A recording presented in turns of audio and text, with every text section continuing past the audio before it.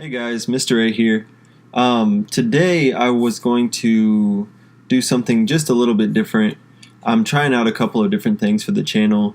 I noticed that in the community there's a whole lot of space for people who do unboxings and who do kind of shorter reviews of series or first impressions. And so I wanted to try something a little bit different. And I'm not the first person to try this, but I think that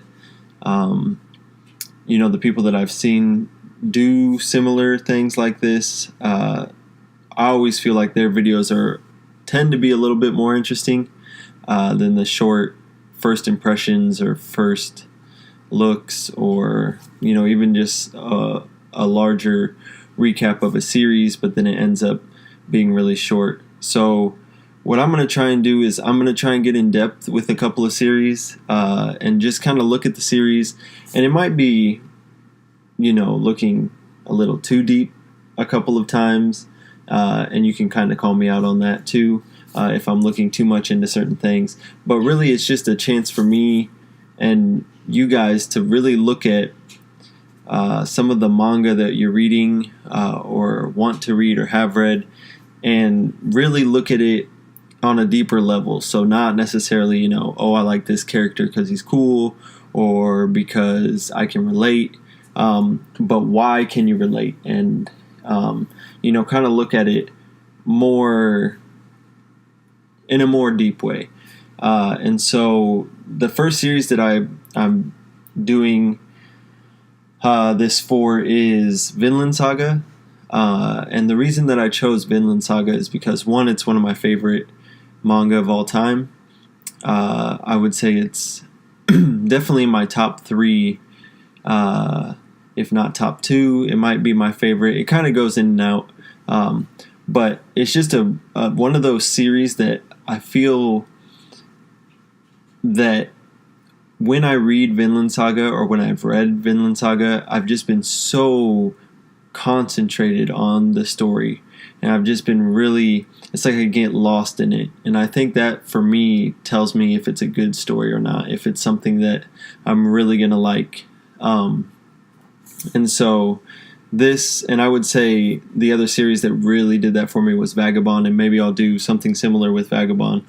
But let's just get right into it. I'm gonna try and do a chapter every time that I do one of these. So I'll just go chapter 1, chapter 2, chapter 3, and I'll try and do these pretty often. I know a lot of people have already read Vinland Saga, and this can be for you too. I've read the series before, but I'm kind of going back and rereading and kind of looking into things on a deeper level, just to kind of see, why do I like this series so much, and stuff like that. So we're going to start with chapter 1, which is Normandy. And I'm not sure if I'm pronouncing that correctly. And so this is the introduction to the series as a whole.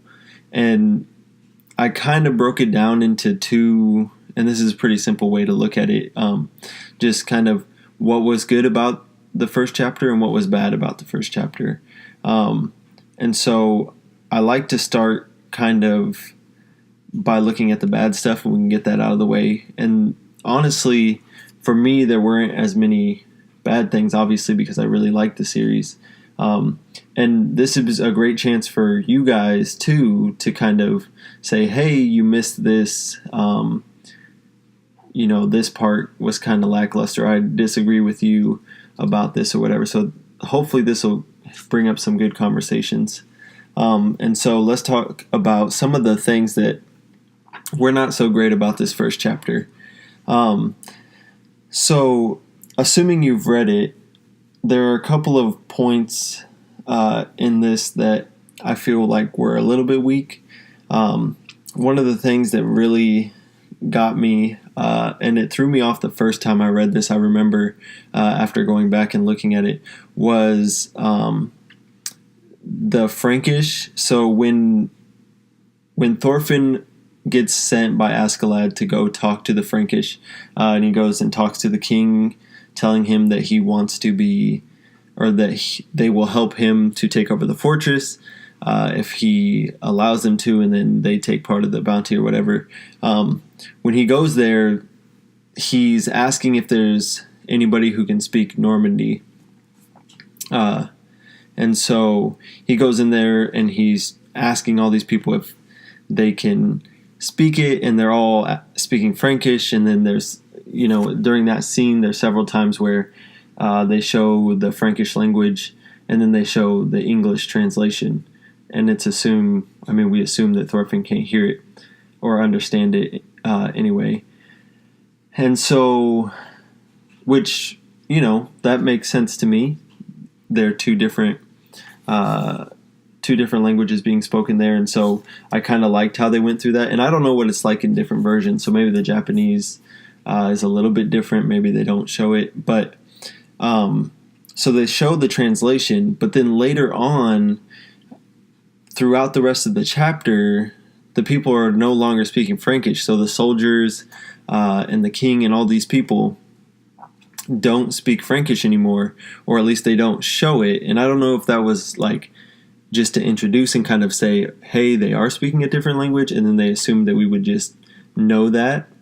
But it felt a little bit strange that they had translated at the beginning and then they didn't later. And this is kind of nitpicky. Like I said, I really liked the series, so it was almost, I don't want to say it was difficult to find flaws, because, everything has flaws, but maybe that's a little nitpicky. And then another point that I felt was a little bit weak was at the beginning when, and I'm failing to remember now, the person who is inside of the fortress, the leader, is talking about how it is easy for them to defend their little section, their little kingdom, because they're surrounded on three sides by a river or lake or some sort of body of water.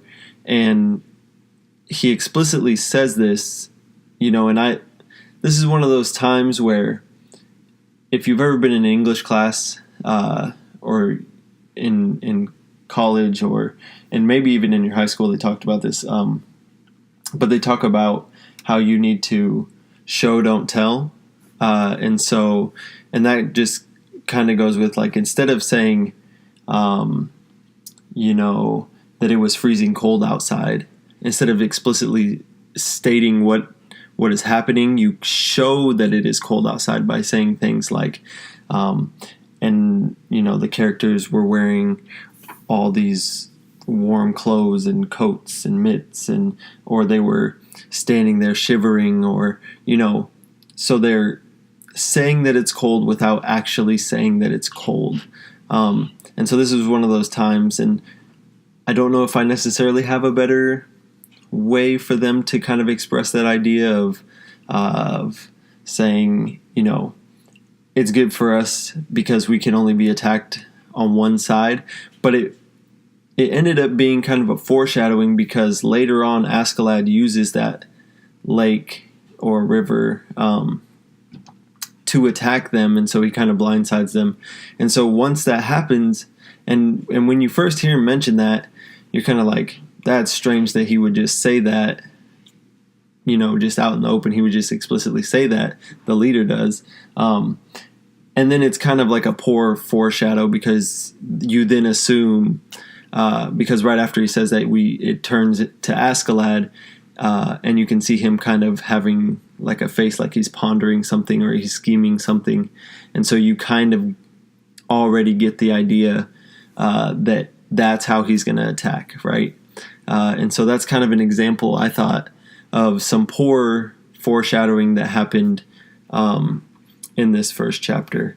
And like I said, maybe that's looking a little too into it, and this isn't a huge moment in the series. It's just kind of an introduction, but that's just what I was thinking.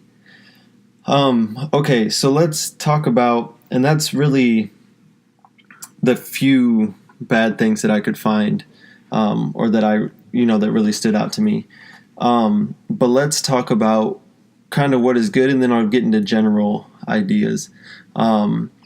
So what really stood out to me, and I think what really hooks me with this series, is one, the art is fantastic. The amount of detail is amazing, and I should have some pictures of some of the art and some of the pages up on the screen as I'm talking. But just, there's a lot of scenes where there's several soldiers, 15, 20 soldiers in a scene, and they're all kind of doing, it looks like an actual battle. It's not just like a bunch of like rows of multiplied soldiers all standing shoulder to shoulder, and they're all kind of uniform and all look the same, almost like copy and paste. They all seem to actually be going through an action. The movement is well done. There's the scenes where the one that kind of stands out to me and that I'm remembering right now is when Thorfinn jumps over the barrier to attack. He's going after the leader because that's his way of getting his reward. He jumps, and when he attacks, you see the kind of like, it's almost like quick pictures of Thorfinn running, and we don't see Thorfinn, but we see this blur, and we see that zooming into the captain or the leader, and it's really cool because it's a way to show movement, like we are Thorfinn moving in towards the leader, and so we get that sense of movement and quickness because not only is it blurred, but you see these slow movements, and I think that's the panels kind of help it too, because your eyes just kind of go from like one snapshot to the next, and you see just like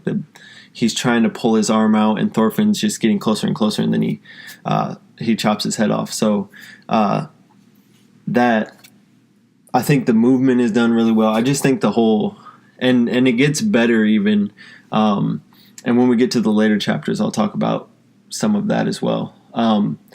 But otherwise, apart from the art, because I could go on and on about the art, really it has just such a great balance of comedy, action, and mystery. So one of the things that I really liked was that they hit you with something that you needed to figure out. And so at the beginning, they talk about how Askeladd has Thorfinn, and Thorfinn is there, and he says that he's going to go and ask the commander or the king of the Frankish to join with them, and so that they can both go up against and try and get into the fortress or into the kingdom. And he tells Thorfinn to be the one to go negotiate, which is obviously dangerous because he's going into a random army's territory. And Thorfinn says that he will, as long as he gets a reward. Well, Askeladd tells him that he can have several gold pieces, which it would be a great reward, except for Thorfinn then says that he doesn't want that, and that Askeladd knows what he wants, but then he never reveals what it is, and he goes about his way. And so that is something that you kind of try and figure out. It's that mystery there that kind of pulls you in, it kind of intrigues you. And so it's not just a battle for the sake of battle, but they kind of throw in that little detail to kind of suck you in, which was great. And so then at the end, it's interesting because that point comes full circle, right? And I like that it comes full circle. And I know I'm kind of jumping all over the chapter a little bit, but the idea is that you've read this chapter, and so that, you can kind of be part of the discussion, right? I'm not trying to inform you about the chapter. I think you should read the chapter, and then you can discuss about it or whatever. And so at the end, it kind of comes full circle, because then you see Thorfinn when he brings the head to Askeladd, and then he tells him that he's challenges him to a duel, right? And so you can see that that's the reward that he wanted. Now, we still don't know why, which is a really cool point, or a really cool kind of way that they keep you sucked in, right? So they solve like a tiny piece of the puzzle by giving you the fact that, the reward that he wanted wasn't gold, but instead it was this duel. But now you don't know why he wants to duel. And we're going to talk a little bit about foreshadowing here with, the little details that they kind of throw in there that might lead you to certain conclusions about this. But I just thought it was really nice the way that they were able to give a little bit of detail, set up the mystery, give a little bit of information about the mystery through this battle, and then, say so much about the characters, but continue that mystery. And so I think that a lot of times, and I've seen it with several different series, and a lot of movies do this too, where there is a scene at the beginning where there's some heist or there's some big action, right? So a robbery or a battle or something, and you see the character and he's all heroic and he wins, or he does something amazing, or he or she does something amazing, and then it just kind of cuts, and then you get more information about the character as the story progresses. But I feel like so much was said about the characters through the battle, so it wasn't just a battle for the sake of a battle, and just to show the power or the cunning of our heroes or our protagonists, but really to show it had a lot of details, minor details, that kind of told us a lot about the characters. And so one of the things was Askeladd. So he really wasn't in the chapter. Well, I was going to say he wasn't in it a lot, but he was, I guess. The thing about it is that it's never really said, like what he is or how he is or anything like that. Again, it's a lot of showing and not telling. And so it does a good job of, you see him, and the thing that I thought was really cool was the way that he was able to, in some of the scenes where he, like when he gets into the village, so they get to the village from the lake or from whatever, they get off their boats and they see these soldiers up, and he grabs an axe and he chucks it at one of the soldiers who are shooting arrows at them, and it kills the soldier, and he's unbelievable. He throws it and he hits him first time. And you just see, his strength and his abilities. And then you also see how kind of ruthless and how methodical he is in the way that he sets up this plan, and how he kind of goes through this setup and, figures out the way to go around, and he ends up he ends up deceiving the Frankish king and taking all of the loot, because he attacks from behind with his boats, which not only gave them access to behind the enemy and split the enemy so that they could easily attack them, but it also gave him an escape route, right, that the Frankish king couldn't compete with, because they didn't have a way to reach them on the boats because they were on horseback or just on feet. And so it kind of played two roles, right? So he could attack, split the enemy, but also make a quick escape with all the stuff. So you can see how Askeladd is intelligent and how he's able to come up with these schemes and play the game, sort of. And so you see that he is both strong, or it seems as if he is able to handle himself in battle, but also you see the intelligence that he has. And so just these little things kind of show that, right? Again, showing, not telling.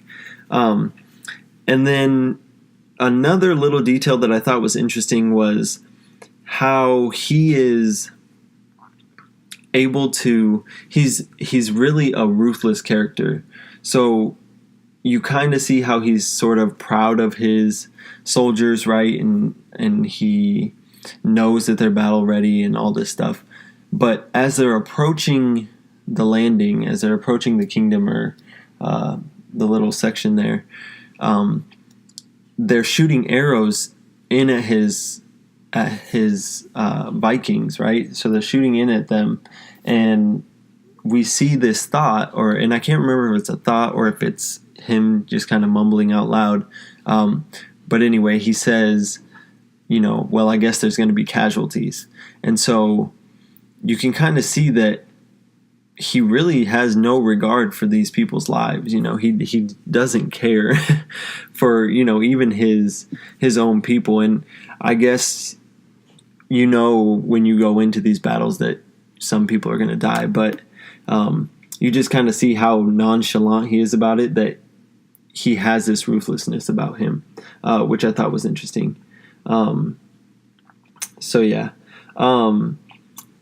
let's get back to, Thorfinn. This was the other thing was, Thorfinn is mysterious, right? And I think that this plays to, again, the interest or the intrigue in the story, is because Thorfinn seems to be, the central character, and maybe in this, I mean, you can tell from the cover of the book that he is the central character, and so you can kind of assume that, but it almost seems like Askeladd could potentially be the main character in the story.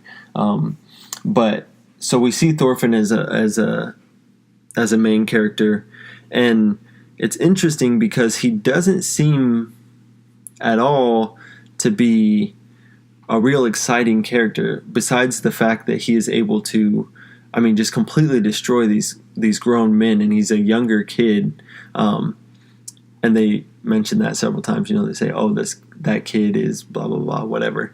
But so, other than the fact that he's able to dodge all these arrows and jump across the moat and then climb up the wall and attack this guy, his personality is really dry, right? He's basically emotionless, and he kind of accepts doing the thing that Askeladd asks him to, but only because Askeladd promises him the reward. And so it's kind of like you're not sure exactly why they're in that situation, right? Because Thorfinn doesn't seem to care, and Askeladd equally seems to not care, but somehow they're together, and so that kind of mystery is kind of in there and kind of thrown together. And so you can see that there's this section, and it's really interesting because you kind of get this foreshadow of kind of what the main idea is, right? So you get the idea that they don't like each other, Askeladd and Thorfinn, and for sure by the end of the chapter you kind of get this sense of conflict, right? So at the beginning it's not necessarily a conflict, it's more of a I use you to get things, right? So Thorfinn is kind of using Askeladd doesn't really care, and that's kind of the relationship at the beginning. But at the end, when you see that Thorfinn wants to duel with Askeladd, it becomes a lot more of a relationship where it seems more like a conflict, right? It seems more combative, and so one of the things that I thought they did a great job of was foreshadowing this idea of the father, and so later on we learned something about the father, Thorfinn's father, and I won't get into that, but there's this foreshadowing at the beginning, and I just want to point this out so that we remember this when we get into later chapters. And so when he is taken into the camp where he's going to talk to the Frankish king, the soldiers have him tied up and they take away his daggers. And when he is done speaking with the king, he asks for his daggers back because they were a gift or leftover from his dad. And so that is in a short, I think it was just one speech bubble, really. He's gives you a lot of, he kind of gives you the information that something is going on with the dad, right? So the dad must have died, or the dad must have been important to Thorfinn, right? And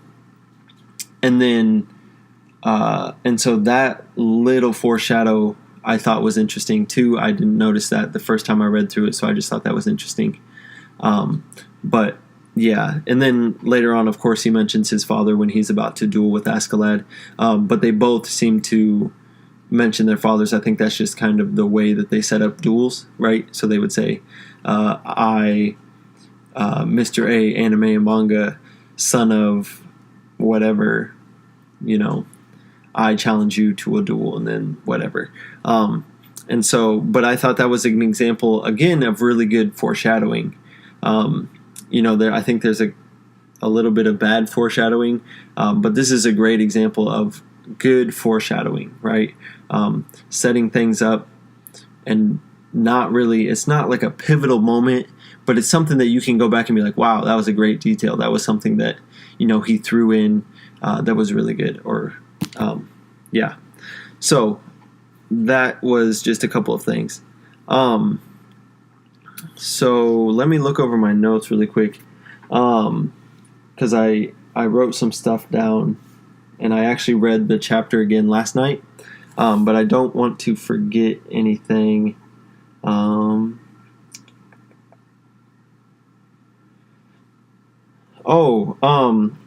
of the scenes. So I talked in the beginning kind of about this balance of comedy, action, and mystery. So I've touched on the mystery, and a bit on the action, but I do want to mention a little bit about the comedy.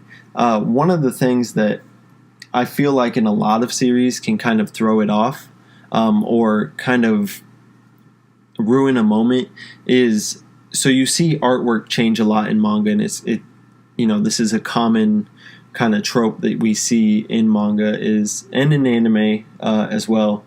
But it's when the characters are realistic looking or semi-realistic looking, and then certain scenes when they're trying to be silly, or they say something funny, or something crazy happens, like a character gets hit and it's just for fun or whatever, they're joking around, that they become a lot more cartoonish, and that happens as well in Vinland Saga. But the way that they did it, I felt was really good, and it was in moments that weren't extremely important. So this is one of the things that bugs me about manga and anime sometimes, is that they choose to do that in times where it's not really appropriate, or like, I don't want to say appropriate, but it kind of ruins the feeling, right? It doesn't match the tone of the scene.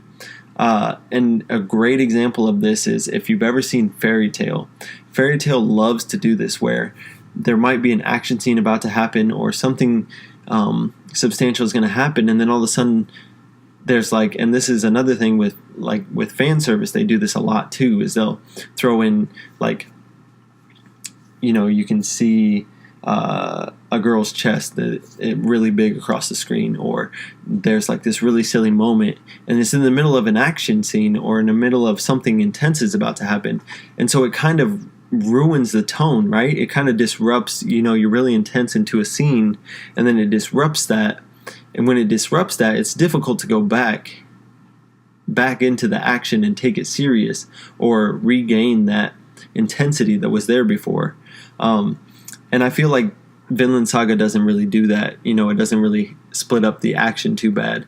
I think it throws in comedy, which was good. And for the most part, it wasn't, laughing out loud, funny stuff. But it was, you smirked and it was comical.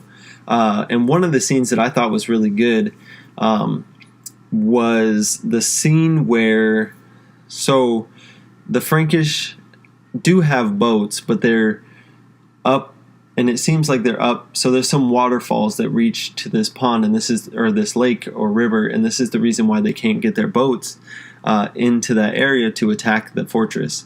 And so they have their boats docked up. It seems up on a higher level, right? Up on one of the waterfalls, or on the higher levels of the lake or river. And so you see them sitting there, the boats are there, and so they obviously have to have people to watch the boats so that nobody can steal the boats. And so you kind of get this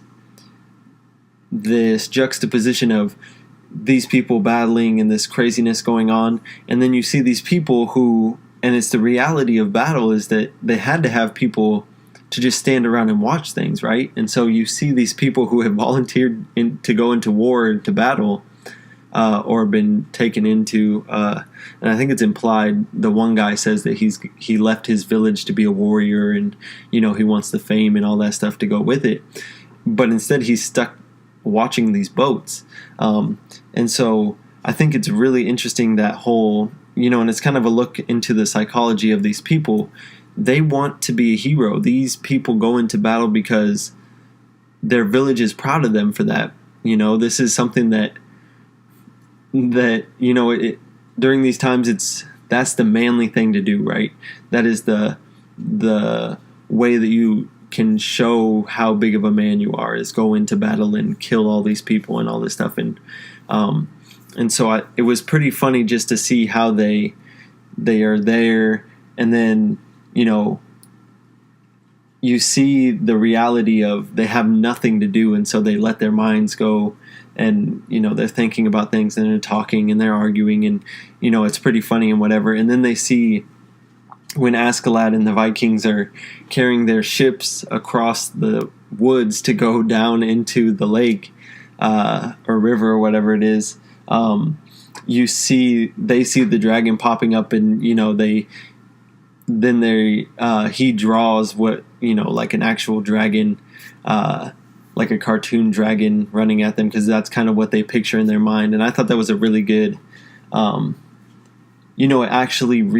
it kind of showed them, and I thought it was really realistic. I think we've all experienced being bored, or being, just sitting around, and maybe you're at your house by yourself and you just start thinking, and maybe you see something scary, and then you get more scared, and then you think that you hear things that, happen all the time, or you see things or whatever. And so this was kind of an example of that. And you can kind of relate to that, which I think kind of played into, your understanding and making it funny, because you were able to relate to it. And so I just thought that, a lot of the comedy, they did a good job within the story, and it went along. It kept the story going. It wasn't just straight action. It wasn't just straight learning about the characters and stuff. So I thought there was a really good balance. And so that was most of the things that I could really think about, or that I thought about when reading the chapter. And again, I'm just kind of going back and looking at some of the things that I maybe didn't remember, or maybe that I missed, or that now that I've gone so far. And I should clarify, so I am currently on the Visbig volumes. I have read volume 8, and so that's where I'm at right now. I haven't read 9. I own it, but I haven't read it. I kind of want to go back, and this is kind of why I'm going back and restarting the series, so that I can kind of start from the beginning and then go all the way through, because I have forgotten some of the stuff. It's been a while since I've read it. It's probably been half a year since I've read some Vinland Saga. So, that is kind of what this is going to be like. It's almost like a podcast sort of structure, where I'm just kind of sitting down, and I take a couple notes and go through just kind of some of the things that I noticed, and maybe I won't talk about good and bad, or whatever. The topic may change, or might focus on a certain theme or something.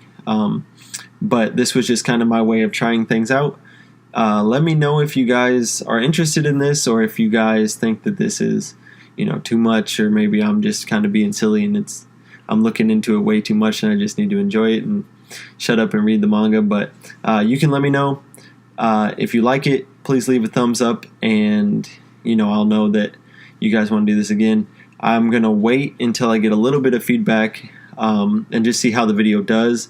Maybe I'll give it a couple days, and then today is Tuesday, so maybe on Friday I'll just kind of see what it looks like, and I'll be checking obviously all week to see how it's doing. And then at the end of the week, kind of decide, and then maybe over the weekend I can do chapter 2. And if it continues to do well, then I can do, them a lot faster. But that is the idea. So thank you. If you made it all the way through, that's awesome. Thank you so much for listening, and I will see you later.